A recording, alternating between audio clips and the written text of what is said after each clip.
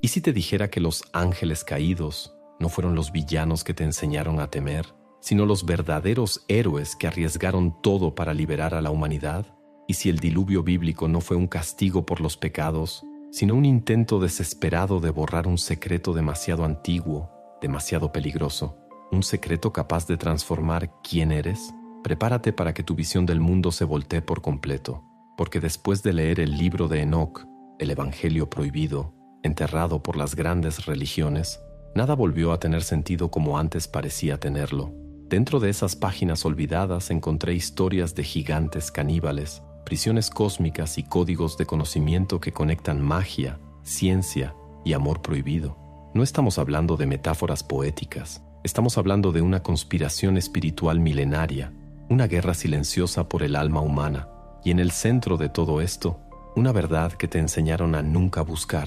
Pero aquí es donde las cosas se vuelven aún más extrañas. Imagina un amor tan fuerte que desafía a los mismos cielos, un sentimiento tan intenso que ángeles milenarios, hechos de luz y eternidad, eligieron caer, sufrir y ser olvidados solo por experimentarlo. No se trata de una fábula romántica, es uno de los pasajes más poderosos y ocultos del libro de Enoc, un texto enterrado por las grandes tradiciones religiosas porque contenía verdades para las que el mundo aún no estaba preparado. Todo comienza con los Watchers, o vigilantes, ángeles encargados de observar la tierra. No tenían permiso para intervenir, solo observar. Pero al mirar a los seres humanos, algo inesperado sucedió. No fue el pecado, no fue la envidia, fue el amor. Vieron en las hijas de los hombres una belleza que ni siquiera el paraíso contenía. Pero no era solo belleza carnal, era una chispa, un alma viva, algo que ni los ángeles poseían en su forma pura. Samyasa, el líder de los Watchers, dudó. Sabía que amar a una humana era una transgresión celestial, algo que podía costarle la eternidad. Pero la duda duró poco. Un pacto fue sellado. 200 ángeles, liderados por él, juraron caer juntos. Mejor caer con amor que vivir eternamente en su ausencia. Una rebelión de corazones, no de espadas. Pero esto levanta una pregunta incómoda. ¿Por qué el amor entre mundos sería considerado un crimen tan grave? ¿Qué había de tan peligroso en la unión entre lo divino y lo humano? Esos ángeles no descendieron con furia ni con arrogancia. Vinieron a compartir. Enseñaron sobre las plantas, las raíces, los ciclos del cielo, los encantamientos, la curación. Le dieron a los humanos lo que el cielo nos negaba, conocimiento. Y quizá ese fue el verdadero motivo del castigo, porque amar, en su esencia más profunda, es compartir, y ellos lo compartieron todo, incluso los secretos de lo alto. Pero la narrativa oficial no permite amor entre dimensiones. Entonces, la historia fue reescrita. Aquellos que descendieron fueron etiquetados como ángeles caídos. Sus hijos, los Nephilim, fueron descritos como monstruos, y el amor se transformó, en la boca de los escribas, en lujuria y perversión. La historia fue manchada para proteger un imperio espiritual basado en el miedo. Piensa en esto. ¿Por qué razón un Dios de amor condenaría el amor? ¿Por qué el compartir del saber sería castigado con prisión eterna? Si la luz de los cielos fue traída a la tierra a través de esos ángeles, ¿por qué convertirlos en demonios? La respuesta quizá está en lo que ese amor representaba: libertad, autonomía, despertar. Pero hay más. Según el libro de Enoc, la relación entre ángeles y humanos fue la chispa de una crisis cósmica.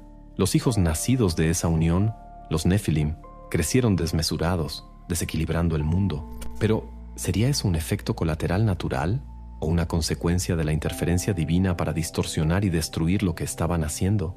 Tal vez el mundo no estaba preparado para semejante fusión. Tal vez esos seres híbridos cargaban un potencial que asustaba a los dioses, una humanidad expandida, trascendiendo límites impuestos por antiguas jerarquías celestiales. ¿Y qué se hace con lo que no se puede controlar? Se demoniza, se borra, se reescribe. La historia del amor entre ángeles y humanos se volvió un cuento de horror para mantener a la humanidad lejos de la idea de que podía ser tocada por lo divino, de que podía elevarse por cuenta propia. El mensaje era claro: no asciendas, no despiertes, no te unas a la luz por tus propios medios, solo adora. ¿Y qué pasó con los Watchers? Fueron traicionados por el mismo cielo al que un día juraron servir, encerrados en abismos cósmicos, sellados por eras, olvidados por la historia oficial. Pero la pregunta que resuena es: ¿Y si en realidad fueron ellos los verdaderos libertadores? ¿Y si caer fue el precio para sembrar la semilla de la conciencia en el corazón humano? Este capítulo del libro de Enoc nos obliga a replantear el concepto de caída. ¿Y si caer no es fracasar, sino elegir, con valentía, sumergirse en las tinieblas para reavivar la luz? ¿Y si los Watchers no cayeron, sino que descendieron por amor? Ahora, detente y piensa por un instante. Si esos ángeles arriesgaron la eternidad para amar y enseñar, ¿qué habrán visto en la humanidad que ni siquiera los dioses quisieron revelar? ¿Estás listo para enfrentar la verdad definitiva?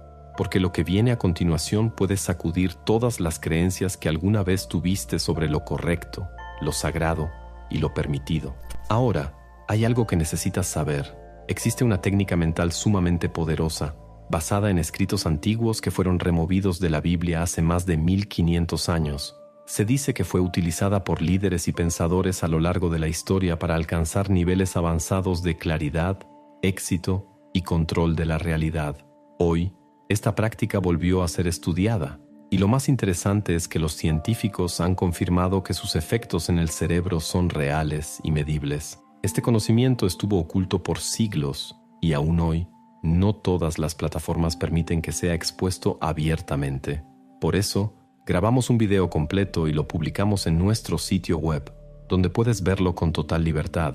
Solo necesitas escanear el código QR o dar clic en el enlace de la descripción o en el primer comentario fijado aquí abajo. Imagina una época en la que la humanidad vivía en total ignorancia de los cielos, de la tierra, del propio cuerpo y del alma. Un tiempo donde cada trueno era la voz de un dios, cada enfermedad un castigo y cada ciclo de la naturaleza un misterio indescifrable. Ahora imagina que, de repente, aparecen maestros venidos de las estrellas, trayendo consigo los secretos de la creación. No enseñaron solo palabras bonitas, entregaron conocimiento práctico, transformador y para el alto mando del cielo, demasiado peligroso. El libro de Enoc revela algo que cambia toda la lógica de lo sagrado. Los ángeles caídos no vinieron solamente por amor, vinieron también como transmisores de conocimiento. Y fue eso, más que cualquier transgresión carnal, lo que provocó la furia divina. Estos seres enseñaron a los humanos el lenguaje de las estrellas, la sabiduría de las plantas, los encantamientos del alma. Baraquiel reveló la astrología, Cocabiel, los secretos de las constelaciones, Shamsiel, los movimientos del sol, Araquiel, las señales de la tierra, Sariel, el curso de la luna. La lista es larga, una verdadera revolución espiritual y científica. Pero ¿por qué enseñar sería un pecado? Porque saber libera. Y una humanidad libre es una humanidad imposible de controlar. La transmisión de ese conocimiento representaba el fin de una era de sometimiento. Era el fuego de Prometeo, pero en versión celestial. Era la ruptura de la jerarquía, el surgimiento de una nueva era en la que los humanos podrían comprender los códigos del universo sin tener que arrodillarse. La sabiduría que los vigilantes trajeron no era solo práctica, era simbólica. Era un recordatorio de que lo divino no está afuera, sino dentro de cada ser. Por eso, la reacción divina fue inmediata y brutal. La narrativa oficial pinta ese saber como corrupción. La mujer que empieza a usar maquillaje, el hombre que aprende a forjar metales, el niño que observa las estrellas y entiende los ciclos. Todo eso fue etiquetado como pecado. Y aquí está el detalle que pocos perciben. El pecado no está en el acto en sí, sino en el despertar. Un Dios verdaderamente amoroso habría celebrado el crecimiento humano, pero el Dios retratado en este texto ve el conocimiento como amenaza, porque donde hay conciencia, no hay obediencia ciega. Ahí está la raíz del miedo, la independencia espiritual. Si los humanos aprenden a curar, a prever los astros, a usar las hierbas y los símbolos, dejan de depender de la autoridad celestial, dejan de temer, empiezan a conectarse directamente con las fuerzas del universo. Se vuelven, en esencia, dioses en formación, y eso, para los arquitectos del control, es inaceptable. Pero hay un punto todavía más revelador. Las primeras en recibir ese conocimiento fueron las mujeres. En el libro de Enoc, los vigilantes enseñaron a las mujeres encantamientos, la belleza, el arte, los ciclos, y por eso, la condena recae primero sobre ellas. El viejo patrón se repite: Eva comió del fruto. Las hijas de los hombres aprendieron los secretos. Las mujeres siempre como portales de despertar. siempre retratadas como peligrosas para el statu quo. ¿Será que la censura contra la sabiduría femenina es solo coincidencia? ¿O será que el conocimiento, cuando pasa por las manos de la mujer, adquiere un poder aún más peligroso para los dioses del control? Ahora, añade a eso un ingrediente más: la magia. Los Watchers enseñaron a los humanos a crear encantamientos, a trabajar con símbolos, a acceder a las energías ocultas del cosmos. La frontera entre espiritualidad y ciencia fue rota. Lo que hoy llamamos ocultismo quizá no era más que el conocimiento original, brutalmente etiquetado como herejía. ¿Será que hablamos únicamente de leyendas o de una historia real que fue borrada porque revelaba demasiado? Piensa en lo que esta narrativa está diciendo: que la humanidad llevaba dentro de sí el potencial para volverse iluminada, y que ese potencial fue saboteado, no por demonios, sino por aquellos que querían mantener el monopolio de lo divino. La sabiduría que se nos enseñó fue etiquetada como brujería. Las herramientas que podían sanarnos fueron demonizadas. Los mapas estelares que podían guiarnos fueron censurados. ¿Por qué? ¿Estás listo para la pregunta que no quiere callar?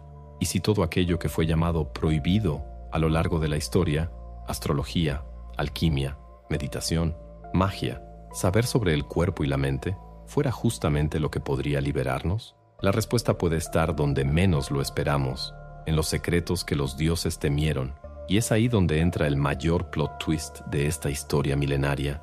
Cuando el conocimiento empezó a florecer entre los humanos, una fuerza violenta y ciega decidió borrarlo todo, no por maldad, sino por miedo. Y ese miedo no era a lo que el hombre haría con el conocimiento, sino a lo que se convertiría a partir de él.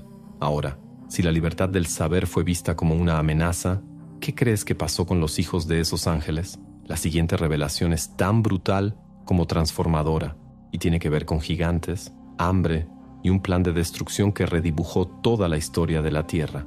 ¿Aún piensas que todo esto fue solo un cuento simbólico? ¿O será que hay verdades enterradas bajo los escombros del tiempo? ¿Estás preparado para conocer la verdadera guerra de los cielos? Imagina seres tan colosales que sus huellas hundían continentes, sus voces retumbaban como truenos y su hambre era insaciable. No estamos hablando de mitos griegos ni de leyendas nórdicas. Estamos hablando de los Nephilim, los hijos híbridos nacidos de la unión entre los ángeles caídos y las mujeres humanas. Criaturas descritas en el libro de Enoc como gigantes de miles de codos de altura, con hambre de todo, incluso de carne humana. Pero, ¿será que todo esto es literal? ¿O será que la historia fue escrita para transformar a los hijos del despertar en monstruos aterradores? La verdad puede ser aún más impactante. Según el texto antiguo, cuando los vigilantes descendieron a la tierra y se unieron con las mujeres, los hijos de esa unión comenzaron a crecer y crecer y crecer. Y junto con ellos, creció también su conciencia. Estos gigantes no solo eran grandes en tamaño, sino también en poder, inteligencia y presencia. Eran el símbolo vivo de la fusión entre lo divino y lo humano. Y eso era simplemente intolerable para el orden celestial. Pero entonces vino la narrativa del horror. Los Nephilim devoraban todo a su alrededor. Cuando la comida se terminó, comenzaron a comerse a los hombres, a los animales e incluso entre ellos. Un escenario apocalíptico, descrito con sangre, miedo y caos. Pero detente y reflexiona, ¿esa imagen tiene sentido? ¿O sería más bien otro truco de propaganda espiritual? Veamos con más atención. Los mismos textos sagrados que mencionan a los Nephilim los llaman héroes de la antigüedad, hombres de renombre. Génesis 6:4. ¿Héroes? Entonces, ¿cómo pudieron haber sido monstruos carniceros que destruyeron el mundo? La contradicción salta a la vista, y lo más probable, ¿qué es? Que un nuevo tipo de ser, nacido de la unión entre dos mundos, estaba volviéndose demasiado poderoso para ser controlado y tuvo que ser destruido antes de que la humanidad entendiera lo que realmente podía llegar a ser. Aquí entra la pieza más perversa de este ajedrez cósmico, el diluvio. Lo que se presenta como un castigo divino por la violencia y corrupción de la tierra, adquiere un nuevo significado a la luz del libro de Enoc. Dios no destruyó el mundo porque fuera pecaminoso, lo destruyó porque estaba despertando, porque los hijos de los vigilantes, los gigantes, estaban convirtiéndose en algo más que simples humanos, estaban ascendiendo, y para impedir que ese nuevo nivel de conciencia floreciera, el cielo decidió presionar el botón de reinicio. Pero hay una ironía brutal aquí. Dios le avisa a Noé con anticipación. Le dice, escóndete, porque voy a destruirlo todo. ¿Por qué justamente Noé fue elegido para continuar la descendencia humana? El libro del Apocalipsis de Adán, un texto gnóstico, sugiere algo perturbador, que Noé, en realidad, fue perdonado porque hizo un pacto con ese Dios, garantizando una nueva raza obediente, moldeada por la servidumbre y no por el despertar. Sirvan a Dios con miedo y esclavitud todos los días de sus vidas. Estas son las palabras atribuidas a Noé en el texto gnóstico. Un mundo donde los hijos de la sabiduría fueron ahogados y los hijos de la sumisión heredaron la tierra. Una victoria de la ignorancia sobre la iluminación. ¿Y si ese fuera el verdadero significado del diluvio? ¿Un genocidio espiritual disfrazado de justicia divina? Una limpieza no del pecado, sino de la sabiduría. Porque los gigantes no eran monstruos, eran el símbolo de lo que la humanidad podía llegar a ser. Seres despiertos, conscientes, inmensos, no en estatura, sino en alma. Ahora, observa el patrón. Adán y Eva comen del fruto, obtienen conciencia, son expulsados. Los Watchers enseñan la sabiduría, son castigados. Sus hijos se vuelven poderosos, son exterminados. Noé se inclina ante el poder, es recompensado. ¿Te das cuenta? La guerra nunca fue contra el pecado, siempre fue contra el conocimiento, contra el libre albedrío, contra el despertar. Y si los Nefilim son retratados como monstruosos, quizás sea porque es más fácil odiar a monstruos que a maestros. Pero hay algo aún más oscuro en este capítulo. Antes de ser destruidos, los Nefilim fueron llevados a la locura. Según el libro de Enoc, Dios ordenó a sus arcángeles que enfrentaran a los gigantes entre ellos, haciendo que se mataran en guerras fratricidas. Un ciclo de destrucción inducido. No fue el caos lo que justificó el diluvio. El caos fue provocado para justificar el diluvio. Y entonces vino el agua, las lluvias eternas, los gritos ahogados, el silencio de las ciudades sumergidas. Pero incluso después de la destrucción, el miedo a los cielos no terminó. Todavía estaban los Watchers. Todavía existía el riesgo de que, algún día, alguien redescubriera los secretos enterrados. Había que silenciarlo todo, no solo ahogar los cuerpos, sino enterrar la verdad. Y esa verdad quedó oculta por milenios, hasta que textos como el libro de Enoc resurgieron, trayendo a la superficie una narrativa que asusta, porque libera. Y ahora una pregunta incómoda resuena. ¿Y si los gigantes de la historia no fueron villanos, sino los primeros mártires del conocimiento? ¿Estás preparado para descubrir el destino final de los ángeles que se atrevieron a amar, enseñar y soñar con un mundo despierto? Lo que viene a continuación es más que un castigo. Es una sentencia eterna, sellada en las entrañas del cosmos, y quizá el mayor secreto jamás ocultado a la humanidad. ¿Qué pasa con aquellos que se atreven a desafiar a los dioses? Aquellos que bajan para enseñar, amar, liberar. Si los hijos, los gigantes, fueron destruidos, quedaban los padres, los ángeles, y para ellos no habría una muerte rápida. Habría algo mucho más cruel, un castigo que atraviesa eras, un exilio eterno no en carne, sino en esencia. Fueron enterrados vivos en el vientre del cosmos. El libro de Enoc lo describe con detalles sobrecogedores. La sentencia es dictada por un Dios furioso que no ofrece oportunidad de defensa, perdón ni redención.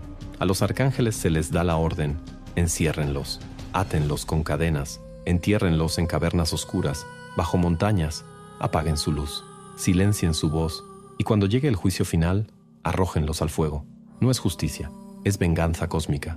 Azazel, el ángel que enseñó a los hombres a trabajar los metales, crear armas y maquillajes, se le considera el mayor de los pecadores. Sí, enseñar a los humanos a usar adornos fue considerado tan grave como enseñarles a forjar espadas. ¿Por qué? Porque ambos representan libertad, elección, expresión, poder, todo lo que no puede coexistir con la sumisión. Pero aquí es donde todo se vuelve aún más perturbador, el lugar al que estos ángeles fueron enviados. Enoc relata haber sido llevado a un espacio donde las leyes de la realidad simplemente no se aplican. Un abismo sin cielo, sin suelo, sin dirección. Una dimensión de puro caos, donde estrellas estaban amarradas como prisioneras llameantes, 7 de ellas atadas como montañas ardientes, ardiendo sin fin. Y él pregunta: ¿qué lugar es este? Y escucha: esta es la prisión de los ángeles. Aquí permanecerán hasta el fin de todo. Esas estrellas aprisionadas no son solo metáforas, representan conciencias, inteligencias cósmicas, encerradas en un limbo dimensional, una cárcel espiritual donde el tiempo y el espacio se disuelven y donde hasta la luz se convierte en castigo. Y eso es impactante. Aquellos que un día brillaron sobre el mundo, ahora arden en el silencio absoluto. Y lo más absurdo, cuando los mismos vigilantes aterrados piden a Enoc que interceda ante Dios, él lo hace. Escribe una petición, la lee en voz alta y se duerme. Durante ese sueño tiene una visión. Dios responde: no, nunca. No escucharé sus oraciones, ni ahora, ni por toda la eternidad. Y exige que Enoc vaya hasta ellos para humillarlos. Imagina la escena. Ángeles que antes eran pura luz, ahora cubiertos de tinieblas, encorvados, llorando. Enoc entra en la cueva y los ve allí, con los rostros escondidos, temblando. Y su misión no es consolarlos, sino anunciar la sentencia. Verán a sus hijos morir, no tendrán paz, sus almas no conocerán descanso y serán borrados del cosmos. Es devastador, es inhumano o indivino. ¿Qué clase de Dios, que se dice amoroso, decreta el exterminio emocional y espiritual de seres cuya mayor transgresión fue enseñar? La respuesta está en una verdad tan profunda como dolorosa. Todo sistema que necesita mantenerse en el poder requiere borrar la memoria de quienes se atrevieron a resistir. Los vigilantes son más que ángeles caídos, son símbolos. Representan a todos los que intentaron encender luz donde había oscuridad, a todos los que, en alguna época, se atrevieron a darle al ser humano la llave de su propio destino.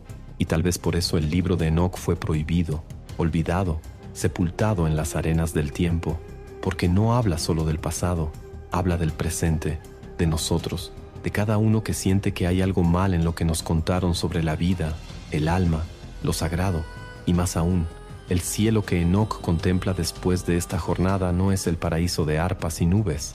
Entra en estructuras de cristal, atraviesa portales de fuego, contempla tronos que brillan como reactores nucleares, rodeados de entidades hechas de pura luz y llamas, ángeles que pueden tomar forma humana cuando lo desean, salas que arden como el sol y congelan como el vacío, una arquitectura que parece más una nave interdimensional que un templo etéreo. ¿Sería ese el verdadero cielo? ¿O solo otra prisión, más bella, pero igualmente controladora? Y todavía más, en el corazón de ese cielo está el trono, pero lo que encuentra allí no es consuelo, sino opresión. Un Dios rodeado por millones de seres que lo adoran sin cesar, envuelto en muros llameantes. Un dominio basado en la adoración compulsiva, no en la compasión. Un reino donde quien piensa diferente es arrojado al abismo. El libro de Enoc no nos ofrece finales felices, nos ofrece espejos. ¿Y si los Watchers fueran en realidad proyecciones de la parte de nosotros que quiere saber más, que desea trascender?